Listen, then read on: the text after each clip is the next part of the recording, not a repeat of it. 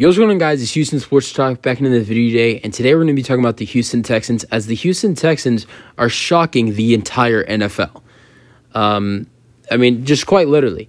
The way C.J. Stroud is playing, he's breaking records for rookie quarterback lists. He has passed a lot of legend quarterbacks: Warren Moon, Tom Brady, list goes on, Andrew Luck, other rookie quarterbacks that have you name rookie quarterback. He's at the top now. He's the guy to beat now. He's thrown the most passes in NFL history as a rookie to not throw an interception. He's thrown 151 passes in his first 4 games as the Houston Texans quarterback and has not thrown one interception. He's thrown for over 1,200 passing yards, 1,212 passing yards, 12, and he's thrown 6 passing touchdowns. And not only that, but has a total of 0 interceptions. And it looks great. Nico Collins and Tank Dell, wide receivers, and even Robert Woods have looked amazing with C.J. Stroud, the wide receiver trio for the Houston Texans, which everybody just completely bashed the Texans for, not having a wide receiver 1. And Nico Collins has been that guy at the number 1 wide receiver spot. Nico Collins against the Pittsburgh Steelers last week, he had 7 receptions for 169 receiving yards and 2 receiving touchdowns. I can't remember his exact stat line in week 2 against the Colts, but he had an amazing performance in week 2 against the Colts as well.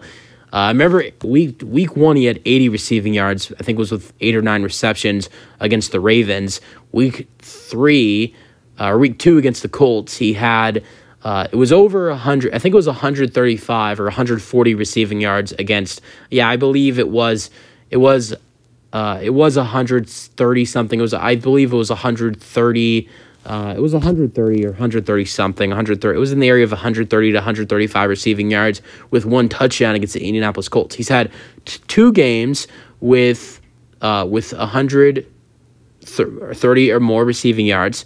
He's had 3 touchdowns to start the season. I think that's close to a career high for him. And he's had 3 of his 4 games, he has had 80-plus receiving yards. He's been a monster for this Houston Texans team. And rookie Tank Dell has not been too bad either for this Houston Texans team. Week 4, a little bit of a rough outing for against the Pittsburgh Steelers. And trust me, I took the hit starting him in fantasy as well. But him and Robert Woods have been very excellent next to Nico Collins in this wide receiver core. I like to call it the wide receiver trio, and the tight end Dalton Schultz. Rough start in the first 3 weeks, but he had a real good bounce back for this Texans team against the Steelers in week 4 with 3 receptions for 42 receiving yards and 1 touchdown. I've been waiting to see that from him. Dameon Pierce had a very good bounce back. I think he had 80 rushing yards, and I'm pretty sure he didn't have a touchdown. And this Texans team has destroyed 2 teams. I wouldn't say 2 teams that 2 teams I expected to be in the playoffs, or I don't expect the Pittsburgh Steelers to be in the playoffs after what I've seen from them to start the season. I don't think the Steelers will make the playoffs, but I will admit I'll take the hit. But I did have the Pittsburgh Steelers making the playoffs this season in my predictions and in my NFL predictions. So I expected them to be a playoff team this year. I don't think they will be. I expected the Jaguars to be a playoff team. I think they probably still could be, and I think a lot of people expected the Jaguars to be a playoff team this year. I'm not saying they won't be, just saying teams have expected, people have expected them to be, top tier and be a threat in the AFC this year. And the Texans have completely stomped on both of those teams in the last 2 weeks. The Texans have outscored these 2 teams by 44 points. The Texans beat the crap out of the Jaguars 37-17. Stroud went crazy against the Jags, and in Jacksonville, might I add as well, which the Texans have had a little bit of a streak of winning in Jacksonville. And then against the Pittsburgh Steelers, if there are any Steelers fans watching this or any other NFL fans that are not Texans fans and will make excuses for this Texans win, don't blame Matt Canada, because I'll tell you this. This Pittsburgh Steelers defense is very good. They got T.J. Watt, they have Alex Highsmith, they have other guys on this defense that could have kept that game close for them, but they didn't, because C.J. Stroud, they got lit up by a rookie quarterback. And honestly, you blame Matt Canada, that's probably one of the biggest reasons why the Steelers lost against the Texans and why the Steelers couldn't produce on offense. But don't act like their defense wasn't terrible either, because this Texans offense lit them up. C.J. Stroud went crazy against them. Threw for near 300 passing yards, threw 2 touchdown passes. So, they got lit up and gave up 30 points to a Houston Texans team that I really don't think there was any excuses for that. They lost 30-6. I know Matt Canada, you're going to make the excuses about him being the offense coordinator. I'll even make excuses for the Steelers as a Texans fan for, having Matt Canada as their offensive coordinator. But last time I checked, Matt Canada, he is not anything a part of the defense, and their defense gave up 30 points to a Houston Texans team. I'm not saying the Texans are bad. I'm just saying the Texans to go up there and put up 30 points against a Pittsburgh Steelers defense. I just think as a Texans fan, that's very impressive from our Houston Texans. And this Houston Texans team has definitely been shocking a lot of people with not only an offense but defense as well. Their defense had a very good day this past week. They had 3 sacks and they had an interception. They almost had a fumble recovery for the end zone, but they brought that back. Week 3 against the Jaguars, they had a fumble recovery and they had an interception. Week 2, they were horrible on defense. I mean, horrible. They got 31 points to the Colts and could not stop their defense. Their defense could not do anything at all. But week 1, their defense was very good against the Ravens, getting 4 sacks, 1 interception, 1 fumble recovery. So their defense has been very good to start off the season. Week 1, week 3, and week 4, their defense has been excellent. Week 2, we're not going to talk about week 2's defense because this defense has stepped up ever since week 2, and I think that's been a big factor. This defense, guys like Jalen Petrie, Steven Nelson, who has 2 interceptions to start the season for the Houston Texans, has been key. Blake Cashman was very big for the Texans' victory over the Jacksonville Jaguars.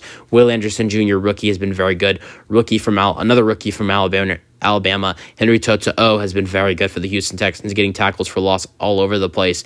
Other players from this Texans defense has been amazing. This defense has been surprising a lot of people. I know that's a fact right there. This defense has been really good, led by D'Amico Ryans, head coach and defensive coordinator.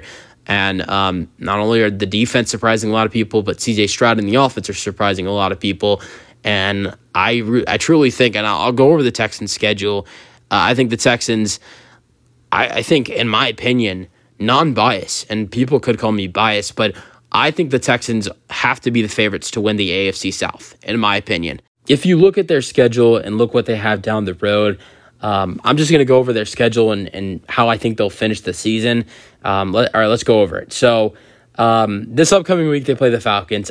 I don't see the Falcons beating the Texans. The Texans win their 3rd straight, and then the Texans win their 3rd straight game for the first time since 2018. They haven't won 3 games in a row since when they won 9 games in a row in 2018. I think the Texans win on the road. They're 3-2 after that. The New Orleans Saints are a good team. I think they're underrated, but at home against the Texans, I don't think the Texans lose at home against the Saints. Now you're 4-2.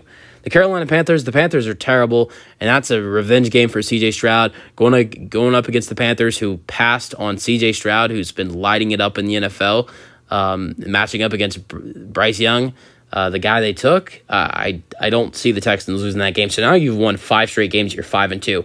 I will say you get back down to earth. I think you lose the next 2 games to the Buccaneers. The Buccaneers are very underrated. They have a good defense. That'll be a test for C.J. Stroud. I think they lose that one at home. Then against the Cincinnati Bengals, we're already mid-season. I think Joe Burrow will be into mid-season form, and the Bengals will win. That game's in Cincinnati. So now you've lost 2 straight. You're 5-4. I think you bounce back at home against this is a 3-game homestand. I think you bounce back against the Jaguars. So now you're 6-4. I don't think you sweep the Jacksonville Jaguars, though, so you're 6-5. At home, I think you beat the Broncos. The Broncos are terrible. You're 7-5. Down the road, it's week. I think it's at this point it's week 13 or week 14, and I think Zach Wilson. We saw how he did last week. I think he'll be, I think he's going to be improved by then. I think the Texans lose that one in New York too. So you're 7-6. We're not losing the Titans in Tennessee. 8-6. We have dominated in Tennessee over the last couple of years, even though we've been terrible. We won in Tennessee last year. We won in Tennessee in 2021. We did lose in 2020, but That was a close game. We won in 2019. We won in 2018. I don't think we won in 2017, but we've dominated in 2000. We've dominated in Tennessee. We're gonna go 8-6. Browns, I know Deshaun's returning, but the Browns are a good team. They got a good defense. They got a solid offense. We lose that game 8-7. Then the Titans at home. The Titans are coming in disrespecting the Texans and wearing Oilers jerseys. Texans are going to beat their butts. It's going to be 9-7. I don't see the Texans getting swept by the Colts. The Colts are a good team, but Texans are going to be a way better team than they were in 2000. The Texans are going to be a way better team than they were in week 2 compared to week 18. I think the Texans bounce back and beat the Colts, and now they're 10-7. I've looked at the other team schedules. I think the Colts go 9-8. I think the Jaguars go 9-8. So in that case, the Texans win the division if my predictions are right. The Jags have a hard schedule. The Colts, they have a little bit of a hard schedule, but at the same time, the Colts are going up, with a rookie quarterback, which has been pretty good. He's been pretty good. I got the Colts 9-8. I got the Texans 10-7. I got the Jags I got the Texans 10-7. I got the Colts 9-8 and the Jags 9-8.